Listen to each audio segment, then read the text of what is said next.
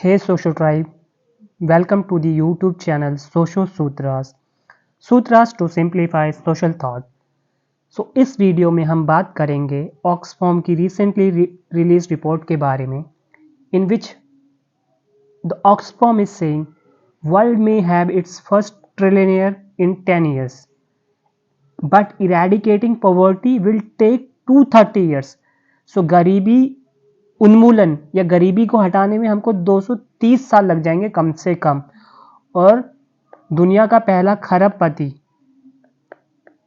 वो अगले 10 सालों में हमको मिल जाएगा, ट्रिलियनियर। अब कुछ क्वेश्चंस हैं जो PYQ हैं सोशियोलॉजी के, आप देखिए। पॉवर्टी, डेप्रिवेशन एंड इनइक्वालिटी, इनके बीच में इंटरलिंकेजेस। ये रिपोर्ट भी इनइक्वालिटी के बारे में है, पॉवर्टी के बारे में है। Inequalities and acute poverty, emerging forms of inequalities and acute poverty as major challenges of social transformation in India. Gender और social inequality के बीच में linkages. Hierarchy and exclusion, how they are impediment in transformation of society. Similar. What is the difference between natural and social inequality? So after watching this video, you will be able to appreciate these questions and you will be able to understand few of these concepts. और इस video से आप जो latest data है inequality का, ऑक्सफॉर्म का data आप coat कर सकते हो अपने आंसर में, and it will act as a content differentiator. आपका कंटेंट डिफरेंट होगा और लोगों से, ठीक है। एंड एग्जामिनर को कुछ नया मिलेगा पढ़ने को, राइट। स्टैटिक कंसेप्ट तो आपके पास होगा ही, obviously you are reading the static concept, you will be writing that, but this content it will give a like freshness to your answer and examiner will reward you accordingly. So start करते हैं। So ऑक्सफॉर्म बोल रहा है कि अभी 230 साल लग जाएंगे पॉवर्टी को एरेडिकेट करने में, और दुनिया का पहला खरबपति और फर्स्ट ट्रिलियनियर हमको 10 ईयर्स में मिल जाएगा। फिर ऑक्सफॉर्म ये बोलते हैं कि अब हमको ये चूज करना है कि हमको बिलियनियर्स की सुपरमेसी चाहिए, या हम बहुत सारे लोगों का इंटरेस्ट सर्व करना चाहते हैं, या larger section of the society है उसका वेलफेयर चाहते हैं। ये हम दो चॉइसेस हैं, इन चॉइसेस में हमको चूज करना है। फिर वो बोलते हैं कि सिंस 2020 5 बिलियन पीपल, जो कि 60% ग्लोबल पॉपुलेशन है, दे बिकम मोर पुअरर। तो ये जो 5 बिलियन लोग हैं, जो ग्लोबल पॉपुलेशन का 60% है, वो और गरीब हो गए। लेकिन जो दुनिया के सबसे 5 अमीर आदमी हैं, उनकी वेल्थ क्या हो गई है, डबल हो गई है। So this is again the data which you can use in your answer. फिर ऑक्सफॉर्म एस्टिमेट करता है कि अगर इन 5 बिलियनियर्स की वेल्थ इसी तरीके से राइज करती रही सेम रेट पे over the past half decade, तो दुनिया को पहला ट्रिलियनियर मिल जाएगा 10 सालों में, और हम पॉवर्टी को एलिमिनेट नहीं कर पाएंगे अगले 230 सालों तक। अब वो बोल रहा है कि ग्लोबल पैंडेमिक हुआ था, कोविड पैंडेमिक, वॉर हुआ है, ठीक है, रशिया यूक्रेन वॉर, और कॉस्ट ऑफ लिविंग क्राइसिस। ये कॉस्ट ऑफ लिविंग है वो बहुत ज़्यादा बढ़ गई क्योंकि इन्फ्लेशन बढ़ गया है, इकोनॉमिक कोलैप्स हो गई बहुत सारी कंट्री में, ठीक है। वॉर तो 3 सालों में दुनिया ने ये सब चीज़ें देखी है, पैंडेमिक देखा है, वॉर देखा है, कॉस्ट ऑफ लिविंग क्राइसिस देखा है। तो इसकी वजह से क्या हुआ है, जो गल्फ है, जो गैप है अमीर और पुअर के बीच में, ओलिगार्किक फ्यू और वास्ट मेजोरिटी के बीच में, वो और ज्यादा बढ़ गया है, ऐसा ऑक्सफॉर्म बोल रहा है। और increasing monopolisation had supercharge global corporate power. अब ये मोनोपोलाइजेशन हो रही है हर जगह, ठीक है, हर जगह नहीं, मतलब जैसे गाफा, गूगल, अमेजन, फेसबुक, एप्पल, तो ये हर अपने अंदर जो छोटी छोटी कंपनीज हैं उनको एक्वायर कर लेते हैं, ठीक है, और मोनोपोली क्रिएट करना चाहते हैं एक पर्टिकुलर सेक्टर पे। तो उसकी वजह से क्या इनकी जो ये कॉर्पोरेट है, इनकी पावर बढ़ रही है, और ये corporate what they are doing, they are focusing only on the interest of share holder. तो शेयर होल्डर को ज्यादा से ज्यादा रिटर्न मिल सके, यही इनका फोकस है। बाकी सारे गोल्स को उन्होंने अबंडन कर दिया है एक तरीके से। वो स्टेक होल्डर्स की बात नहीं कर रहे हैं, स्टेक होल्डर में आप सभी कुछ आ जाएगा, शेयर होल्डर भी आ जाएंगे, गवर्नमेंट भी आ जाएगा, सोसाइटी भी आ जाएंगी, ठीक है, आपका इन्वायरमेंट भी आ जाएगा, right, everything will be included. अगर आप स्टेक होल्डर कैपिटलिज्म की बात करेंगे तो स्टेक होल्डर में सब कुछ इंक्लूड हो जाएंगे। लेकिन जब ये शेयर होल्डर के बारे में सोचेंगे सिर्फ, तो जिन्होंने, तो कुछ ही लोगों को फायदा होगा, उन्हीं के हायर रिटर्न्स के बारे में सोचेंगे, इनका ज्यादा से ज्यादा फायदा हो सके। अब कॉर्पोरेट पावर से कैसे इनइक्वालिटी बढ़ती है, कैसे कॉर्पोरेट पावर इनइक्वालिटी को फ्यूल करता है? 4 तरीके से। वेजेस कम कर देगा वर्कर्स की, और सुपर रिच का प्रॉफिट बढ़ा देगा, डिविडेंड बढ़ा देगा ऑब्वियसली, ठीक है।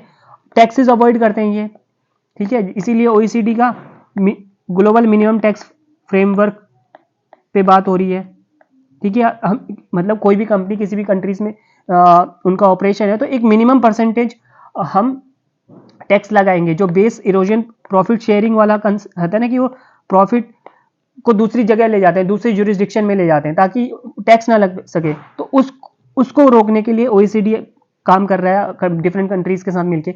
तो ये वेजेस डाउन करते हैं, सुपर रिच का प्रॉफिट बढ़ाते हैं, टैक्सेस को अवॉइड करते हैं, पब्लिक सर्विसेज हैं उनका प्राइवेटाइजेशन हो रहा है, ठीक है। और they are driving climate change. अपनी जो इनकी पॉलिसीज हैं, जो इनके एक्शंस हैं, जो इनके प्रोजेक्ट्स हैं, उससे क्लाइमेट चेंज और बढ़ रहा है। और ये they also spin the truth about climate change. Spinning the truth means climate change के बारे में बोलेंगे कि क्लाइमेट चेंज नहीं हो रहा है, मतलब बातों को घुमा फिरा के बोलेंगे कि नहीं नहीं हमारे एक्शन से नहीं हो रहा है, क्लाइमेट चेंज तो हॉक्स है, जैसे डोनाल्ड ट्रंप भी बोलता है। फिर ऑक्सफैम ये भी हाईलाइट करता है कि जो ये लास्ट के 2 तरीके हैं उससे ना it will drive inequalities along the gender line, along the race, along the caste line और क्लास बेसिस में, ठीक है। अगर पब्लिक सर्विसेज का ज्यादा से ज्यादा प्राइवेटाइजेशन हो रहा है और एक क्लाइमेट चेंज की वजह से हमको इनइक्वालिटीज और ज्यादा स्टार्क दिखेंगी, राइट। सो देखते हैं अगर प्राइवेटाइजेशन होता है इंडिया में तो दलित्स को हायर कॉस्ट फेस करनी पड़ेगी ऑब्वियसली। दलित्स के जो बच्चे हैं वो प्राइवेट स्कूल में एडमिशन नहीं ले पाएंगे, ठीक है। ये प्राइवेट स्कूल बहुत अच्छी सर्विसेज प्रोवाइड करते हैं, हाई कॉस्ट इनकी बहुत ज़्यादा फीस होती है, तो सोशल एक्सक्लूजन हो गया है दलित्स का यहाँ से, ठीक है। इनइक्वालिटीज़ को परपेचुएट करेंगी ये स्कूल अगर प्राइवेटाइजेशन होता जाता हर चीज़ का। अपने हेल्थ, अगर उनको हेल्थ केयर के लिए अगर प्राइवेट हॉस्पिटल में जाना पड़े तो इतने ज़्यादा फीस वो दे नहीं पाएंगे, एक्सपेंसेस बहुत ज़्यादा होते हैं। So over discrimination in the private health care and education sector, ठीक है। अब ऑक्सफैम ना वर्ल्ड बैंक के बारे में बात कर रहा है कि वर्ल्ड बैंक की जो प्राइवेट सेक्टर आर्म है उसने इंडिया के प्राइवेट हेल्थ सेक्टर पे बहुत सारा इन्वेस्ट किया हुआ है, लेकिन एक भी सिंगल इवैल्यूएशन की जो रिपोर्ट है कि कैसा काम हुआ है, क्या ये बेनिफिट कर रहा है लार्जर सेक्शन ऑफ सोसाइटी को, उसके बारे में एक भी रिपोर्ट पब्लिश नहीं करी लास्ट 25 सालों से, ठीक है। Supporting private health care in a context where 37% of Indian experience catastrophic health expenditure in private hospital appears to run counter to World Bank Group's focus on poverty reduction। तो world bank का जो focus है poverty को खत्म करना है, poverty को reduce करना है, पॉवर्टी को एलिमिनेट करना है, ये आपका गोल है। बट आप क्या कर रहे हो, प्राइवेट हेल्थ केयर को सपोर्ट कर रहे हो। ऐसे कंटेक्स में जहां पे 37% जो इंडियन है उनको बहुत ज्यादा एक्सपेंड करना पड़ता है अपने हेल्थ केयर पे, अगर वो प्राइवेट सेक्टर में जा रहे हैं, प्राइवेट हॉस्पिटल में जा रहे हैं। और it has invested in high-end urban hospital and adding that several such hospital had consistently failed to provide free care to the poor। ये हम ऑलरेडी डिस्कस कर चुके हैं, ठीक है। ऑक्सफैम अब सजेशन भी देता है कि गवर्नमेंट को वेल्थ इनइक्वालिटीज को रिड्यूस करना है। कैसे? By creating a dynamic and effective state, governance अच्छा होना चाहिए, एथिकल गवर्नेंस होना चाहिए, कॉर्पोरेट पावर को कंट्रोल करके बिजनेस जो है उनको फ्री करना है शेयर होल्डर ग्रीड से। कि सिर्फ शेयर होल्डर के बारे में आप मत सोचिए, you also think about stake holder, आम जनता के बारे में सोचिए, सोसाइटी के बारे में सोचिए, गवर्नमेंट को टैक्सेस दीजिए, इन्वायरमेंट के बारे में सोचिए एंड फ्यूचर के बारे में सोचिए। रेबेका रिडल ये बोलती है ये रेडिकल सॉल्यूशन नहीं है, रेडिकल तो वो जब होगा जब हम ये इस तरह की एक्सट्रीम इनइक्वालिटीज को स्टॉप नहीं करेंगे, उनको परसिस्ट होने देंगे। अमिताभ बिहार वो भी ऑक्सफैम इंटरनेशनल के इंटरिम एग्जीक्यूटिव डायरेक्टर है, वो भी बोलते हैं कि कॉर्पोरेट पावर्स को हमको रोकना है, स्टॉप करना है। We have the evidence, we know the history, public power can run away corporate power and inequality, shaping the market to fair and free from billionaire control. तो मार्केट को free बनाना है और ये मार्केट बिलियनियर्स के control में नहीं होनी चाहिए कि ये मैनिपुलेट कर सके मार्केट को अपने बेनिफिट के लिए। Government must intervene to break monopolies, जो मोनोपोलाइजेशन हो जा रहा है डिफरेंट सेक्टर का उसको ब्रेक करना है, वर्कर्स को एम्पावर करना है। और ये जो कॉर्पोरेट प्रॉफिट्स है, ये कंपनीज हैं, इनको इन पे टैक्स लगाना चाहिए गवर्नमेंट को। And invest in new era public goods and services, और पब्लिक गुड्स जैसे हेल्थ केयर, एजुकेशन, स्किल, इन सब पे इन्वेस्ट करना चाहिए। सो यहां तक ये करंट है। सो करंट वाला चीज़ है कि जो ऑक्सफैम की रिपोर्ट है वो क्या बोलती है। ये आप अपने आंसर्स में यूज़ कर सकते हो। सॉल्यूशंस भी दे रखे हैं, आप ऑक्सफैम को कोट करो और सॉल्यूशन देख दो कि इनइक्वालिटीज़ को रिड्यूस करने के लिए ऑक्सफैम क्या बोलता है। ठीक है, अब हम थोड़ा सा स्टैटिक कंसेप्ट देखते हैं इनइक्वालिटी के बारे में। प्लेटो क्या बोलते थे कि इनइक्वालिटी इनएविटेबल है। वो उन्होंने सोसाइटी को 3 क्लासेस में डिवाइड किया था कि रूलिंग क्लास है, नॉन रूलिंग क्लास है, ऑक्सिलरी वर्कर्स है। और प्लेटो चाहते थे कि जो इनहेरिटेड क्लास स्टेटस है वो एलिमिनेट हो जाए एटलीस्ट, और सबको एटलीस्ट इक्वल अपॉर्चुनिटीज मिले। मतलब कोई चाहे हायर कास्ट, अगर इंडिया के कंटेक्स्ट में देखें, कोई अगर हायर कास्ट में जन्म ले रहा है तो इसका मतलब ये नहीं है कि वही उसी को सब कुछ मिलेगा, मतलब राजा का बेटा राजा बनेगा, वो नहीं होना चाहिए। इनहेरिटेड क्लास बेस स्टेटस नहीं मिलना चाहिए। आप अचीवमेंट, एस्क्राइब्ड से अचीवमेंट की तरफ जाओ कि आप अचीव करो, सबको इक्वल अपॉर्चुनिटी दो, सबको इक्वल अपॉर्चुनिटी दो। तो कोई आगे बढ़ रहा है तो ठीक है, तो इस तरीके की इनइक्वालिटी इज एक्सेप्टेबल, क्योंकि यहाँ पे सोशल मोबिलिटी हो रही है। सोशल मोबिलिटी का स्कोप सबके के लिए है, ओपन है। आईएएस का एग्जामिनेशन सबके लिए ओपन है, कोई भी फॉर्म भरो और पेपर दो, राइट।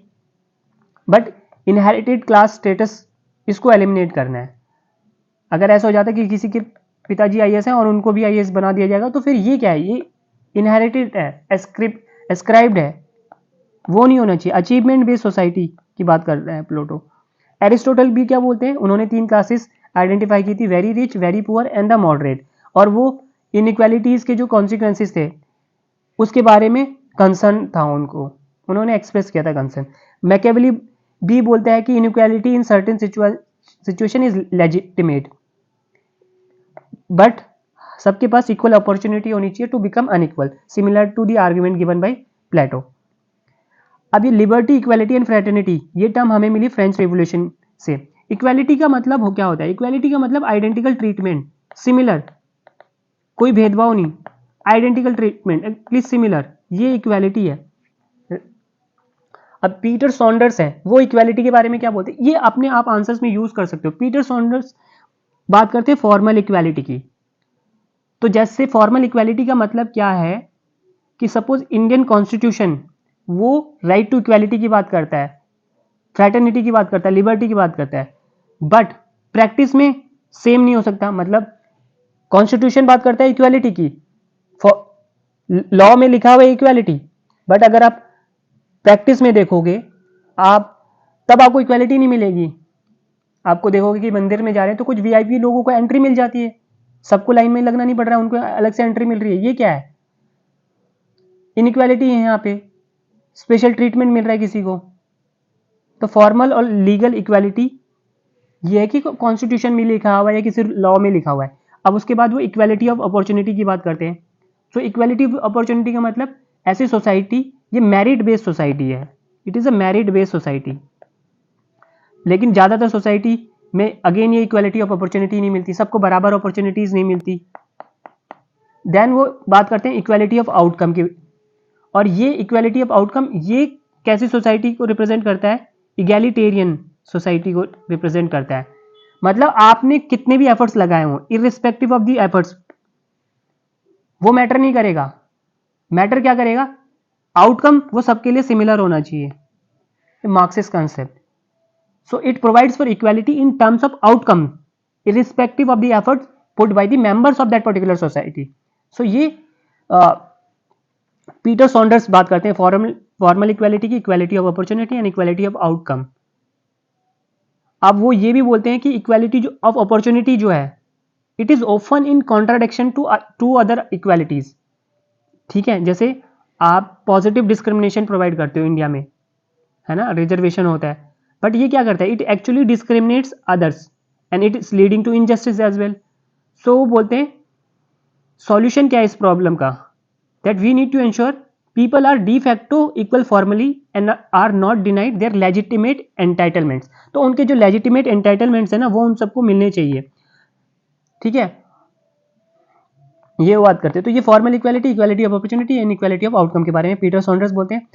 अब जेडी बैरेमन ये बोलते हैं डिफरेंसेस, हर सोसाइटी में डिफरेंसेस हो सकते हैं, वो नेचुरल भी हो सकते हैं, बायोलॉजिकल भी हो सकते हैं।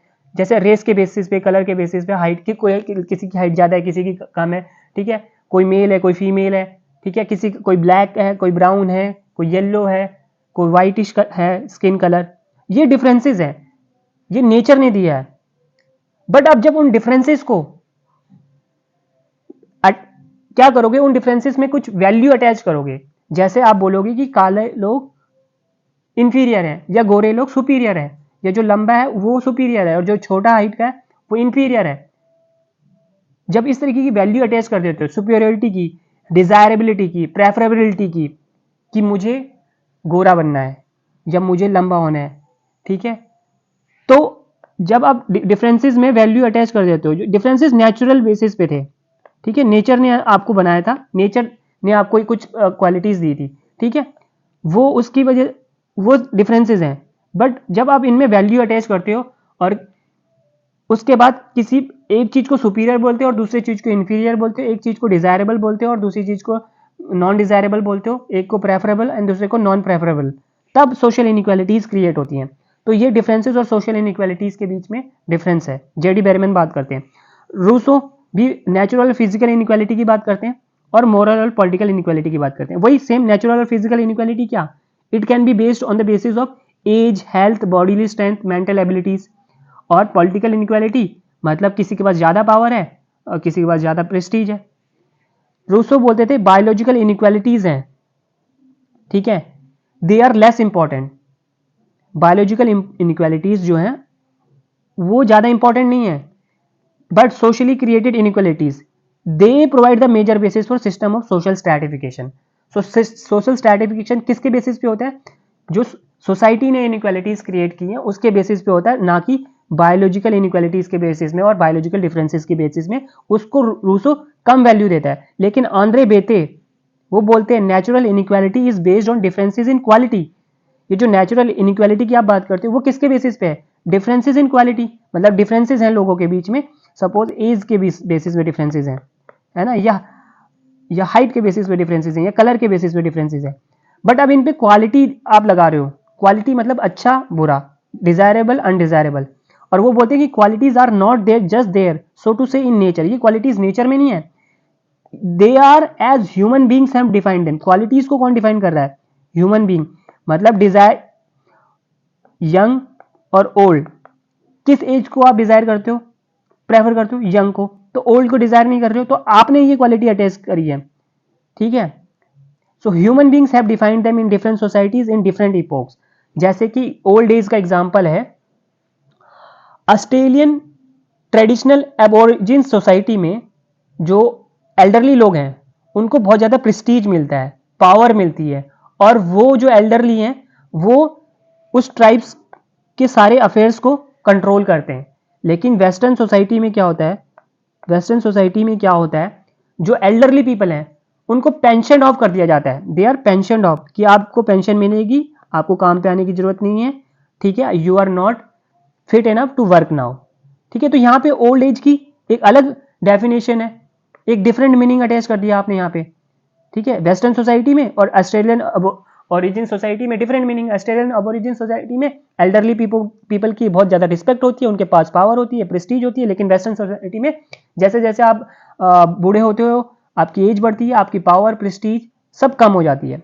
तो आंद्रे बेते बोलता है नहीं, बायोलॉजिकल इनइक्वालिटीज भी इंपॉर्टेंट हैं, और रूसो बोल रहे थे biological inequalities less important and it is socially created inequalities. लेकिन आंद्रे बेते बोलते हैं ये नेचुरल इनइक्वालिटीज, ऐसा नहीं, natural inequalities is also based on the differences in quality. और क्वालिटीज किसने डिफाइन करी है, क्वालिटीज डिफरेंट सोसाइटीज ने डिफाइन करी है इन डिफरेंट इपोक्स।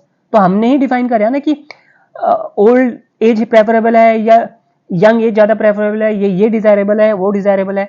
ऐसे रेस की बात करें तो व्हाइट और ब्लैक रेस वही, ठीक है। फिर आंद्रे बेते आगे बोलते हैं कि search for biological basis for social stratification is bound to end in failure. बोलते हो अगर आप सोशल स्ट्रैटिफिकेशन का बेसिस, अगर आप बायोलॉजिकल बेसिस देखना चाहते हो तो आपको कुछ नहीं मिलेगा, you will end in failure, because identification as well as gradation of qualities, qualities को आइडेंटिफाई करना और उनको ग्रेड करना एक कल्चरल प्रोसेस है, ना कि natural process. So identification as well as gradation of quality is a cultural but not a natural process. So Andre Beteille counter करते रूसो को, रूसो ने डिफाइन करी थी नेचुरल इनइक्वालिटी और पॉलिटिकल दिस पॉलिटिकल इनइक्वालिटी और सोशली क्रिएटेड इनइक्वालिटीज के बीच में डिफरेंसेस, राइट। तो फ्रेंच रिवोल्यूशन से हमें लिबर्टी, इक्वलिटी, फ्रेटर्निटी का कंसेप्ट इंट्रोड्यूस हुआ। पीटर सॉन्डर्स बात करते हैं formal equality, equality of opportunity, equality of outcome. JD Varman बताते हैं कैसे हम जब डिफरेंसेस में वैल्यू अटैच करते हैं तो सोशल इनइक्वालिटीज क्रिएट होती है। फिर रूसो बोलते हैं कि बायोलॉजिकल इनइक्वालिटीज लेस इंपॉर्टेंट है और we should focus more on socially created inequalities, क्योंकि उसी के बेसिस पे सोशल स्ट्रैटिफिकेशन बनता है या उसी के वो सोशल स्ट्रैटिफिकेशन का बेसिस है। आंद्रे बेते बोलते हैं ऐसा कुछ नहीं है, नेचुरल इनइक्वालिटीज किसके बेसिस पे होती है, डिफरेंसेस इन क्वालिटीज के बेसिस पे होती है। क्वालिटी को आइडेंटिफाई कौन करता है, ग्रेड कौन करता है, ह्यूमंस करते हैं। सो ये कल्चरल प्रोसेस है ना कि नेचुरल प्रोसेस। उसके बाद Beteille, Andre Beteille cumulative and disperse inequalities की भी बात करते हैं। क्यूमुलेटिव इनइक्वालिटीज का मतलब, जैसे आंद्रे बेते ने इंडिया में स्टडी की थी कास्ट, क्लास और पावर श्रीपुरम विलेज में। तो अगर किसी के पास कास्ट के बेसिस में भी वो टॉप पे है, क्लास में वो वेल्दी है बहुत ज़्यादा और पावर भी है, उसके पास पॉलिटिकल पावर भी है, तो आपके पास वेल्थ भी है, प्रेस्टीज भी है, ठीक है। यहाँ वेल्थ है, क्लास के बेसिस पे वेल्थ है, हाई प्रेस्टीज है, आपके हायर कास्ट में हो और आपके पास पॉलिटिकल पावर भी है। तो वो क्यूमुलेटिव इनइक्वालिटीज की बात करता है कि डिफरेंट टाइप के जो रिवॉर्ड्स हैं वो ओवरलैप कर रहे हैं। लेकिन डिस्पर्स इनइक्वालिटीज में क्या होगा, आप में भी ऐसा हो सकता है आप हायर कास्ट हो लेकिन आपके पास वेल्थ कम हो, ठीक है। जैसे राजपूत, उनके पास पावर ज्यादा है, पॉलिटिकल पावर, राजा थे वो, लेकिन जो ब्राह्मण्स हैं उनका रिचुअल स्टेटस हाई है, रिचुअल स्टेटस। तो ये डिस्पर्स इनइक्वालिटीज हैं। हार्मोनिक एंड, उसके बाद Andre Beteille harmonic and disharmonic system की बात करते हैं। हार्मोनिक एंड डिसहार्मोनिक सिस्टम का मतलब ये कि हार्मोनिक सिस्टम में सिस्टम ऐसा है कि वहाँ के रूल्स ऐसे हैं, वहाँ पे नॉर्म्स ऐसे हैं, वैल्यूज ऐसे हैं जो इनइक्वालिटीज को लेजिटिमाइज करते हैं।